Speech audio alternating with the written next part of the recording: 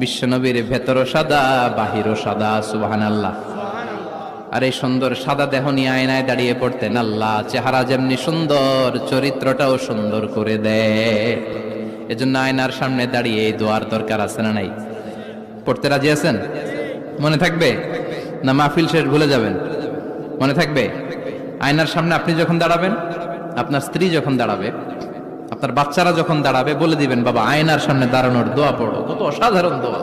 পড়েন আওয়াজ করে আমার সাথে, আল্লাহুম্মা হাসানতা খালকি ফাআহসিন খুলুকি, আল্লাহুম্মা হাসানতা খালকি ফাআহসিন খুলুকি।